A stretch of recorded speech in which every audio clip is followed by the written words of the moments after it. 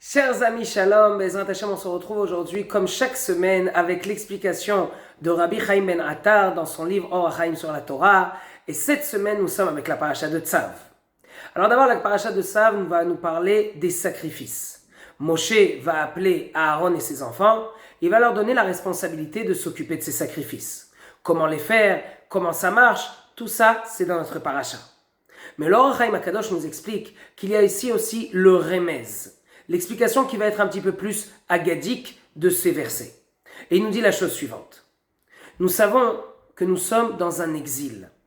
Et le Or HaChaim HaKadosh nous explique, en son temps à lui, que ça fait déjà 1700 ans qu'ils attendaient que le temple allait être construit.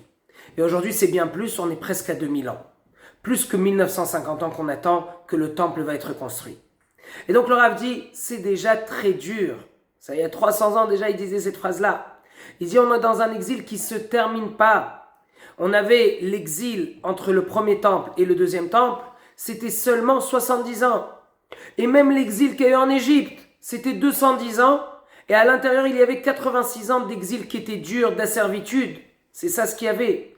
Aujourd'hui, ça fait, en son temps à lui, 1700 ans, et nous, 1950 ans qu'on attend et que ça ne se termine pas. Alors, comment faire? Quand est-ce que ça va se terminer? Alors le Rav nous explique quelque chose de très important. Nous savons que celui qui étudie la Torah, on peut l'appeler un Kohen. C'est aussi son nom qu'il doit recevoir. Et il apporte ça du verset.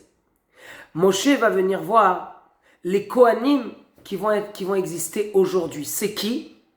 C'est ceux qui étudient la Torah toute la journée. Et il leur dit la chose suivante. Sachez que cet exil va se terminer par deux choses. La première, par cette étude de la Torah, si vous allez rajouter de cette Torah.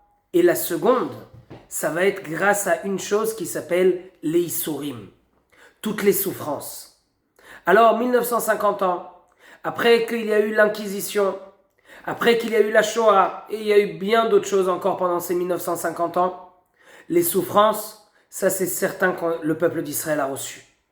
Et maintenant, au moment où je vous parle, 3 semaines et demie en Israël, où nous vivons d'une sirène à l'autre, où d'un côté on nous dit voilà c'est terminé, ça y est l'Iran est tombé, on ne voit pas vraiment cela, on a vraiment envie d'une sirène à l'autre et on attend vraiment que ça se termine, on attend le Mashiach, parce qu'on comprend que c'est un petit peu plus compliqué que ce que certains peuvent nous raconter.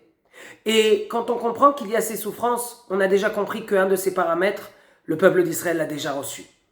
Maintenant il reste le second, la Torah, ceux qui étudient la Torah, cette Torah qui est étudiée la nuit comme le jour. C'est ça ce que Moshe vient enseigner pour cette paracha, mais surtout pour les générations futures. Et je pense qu'il veut dire surtout pour notre génération à nous. Il nous dit, Moshe, écoutez, c'est vous, ceux qui étudient la Torah, qui vont être avec la clé pour faire en sorte que le Mashiach va arriver. Pourquoi? Pourquoi ça marche comme ça? Alors, le Rav continue en nous disant que Moshe Rabbeinu, il faut savoir qu'il va rentrer en tant qu'étincelle dans toute personne qui étudie la Torah, de toutes les générations. C'est un cadeau que Dieu a donné à Moshe, étant donné que Moshe, c'est lui qui a fait descendre cette Torah. Donc cette Torah, elle est en rapport avec lui. Entre guillemets, c'est à lui. Et c'est pour cela d'ailleurs qu'il rapporte le Rav, que la Gemara nous raconte qu'il y avait 2 personnages qui ne s'appelaient pas du tout Moshe, mais l'un appelait l'autre Moshe. Pourquoi?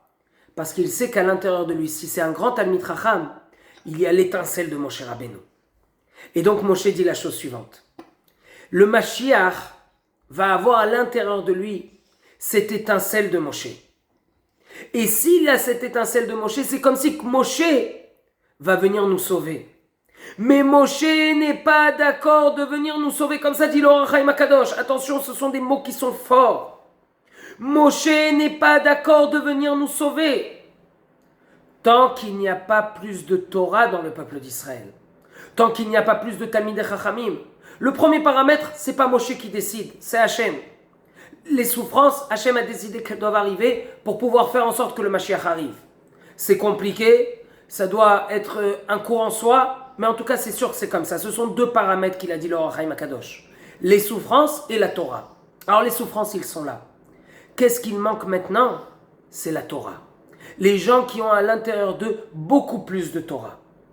Tant qu'on n'aura pas cette Torah en nous, tant qu'on ne va pas plus étudier cette Torah, tant que le peuple juif ne connaîtra pas encore plus cette Torah. Pour ceux qui sont à zéro, qu'ils commencent, qu'ils avancent. Pour ceux qui sont déjà à un échelon qui est très élevé, qu'ils continuent. Tant qu'on n'aura pas cette Torah en nous, Moshe Rabbeinu il dit, je ne viens pas pour des ignorants. Ça fait peur, c'est les paroles du Rav. Vraiment, j'essaye de ne pas utiliser des paroles à moi. Je vous rapporte ce que dit le Or Chaim Akadosh. Moshe Rabbeinu, entre guillemets, dit, je ne viens pas tant qu'il n'y a pas de plus de Torah en Israël. Donc ce Mashiach qui descend de David, attention, dans son arbre généalogique, il vient de David. Mais à l'intérieur de lui, il y a cette étincelle de Moshe. Donc c'est comme si c'est Moshe qui vient. Pour qu'il puisse venir, nous devons rajouter de cette Torah. Et on espère, Bezrat Hashem, que dans ce moment où tous les livres, vraiment je pense qu'ils ont trouvé tous les livres, tous les rabbins ont trouvé tous les livres, tous les signes qui sont là et qui nous disent, voilà le Mashiach arrive. Le dernier en date, c'est le grand détroit de Hermus, ça dépend comment vous le dites, mais en tout cas c'est sûr, c'est très fort. Mais pour faire en sorte qu'à la fin vraiment,